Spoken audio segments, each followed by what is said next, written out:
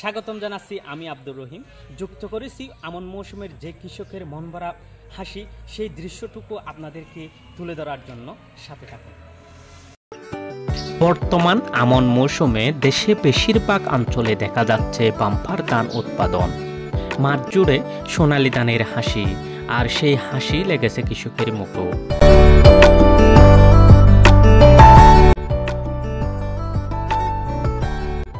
অনুকূল আবহাওয়া, সঠিক সময়ে সার বীজের সরবরাহ এবং সেচ সুবিধা থাকার কারণে এবার ধানের উৎপাদন গত বছরের তুলনায় আরও ভালো হয়েছে বলে জানাচ্ছেন কৃষকরা।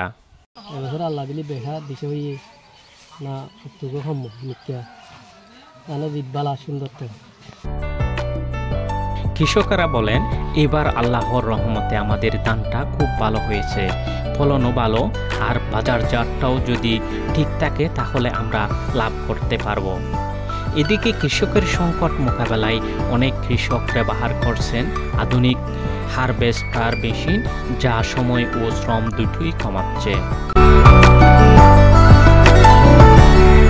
কৃষি কর্মকর্তা জানান, এই মৌসুমে ফলন অত্যন্ত সন্তোষজনক। আমরা কৃষকের পাশে থেকে সার, ওষুধ ও পরামর্শ দিয়ে সহায়তা করছি। আশা করছি মোট উৎপাদন লক্ষ্যমাত্র ছড়িয়ে যাবে। ভরা মৌসুমে এখন প্রতিটি গ্রামে উৎসবের আমেজ। কৃষকের পরিশ্রমে দেশের খাদ্য ভাণ্ডারও সমৃদ্ধ হচ্ছে দিন দিন। ভালো ফলনে কৃষকের মুখে ফুটেছে স্বস্তির হাসি। এখন প্রয়োজন ন্যায্য মূল্য নিশ্চিত করা, যেন এই সাফল্য তাদের গড়েও সুখ বয়ে আনে। আলহামদুলিল্লাহ, আবার আমাদের 26 সালে আবার গরু মৌসুম শুরু হচ্ছে। তাই আমার কৃষক ভাইয়ের জন্য ভালো মানের বীজ সংগ্রহ করে নিয়ে আসছি।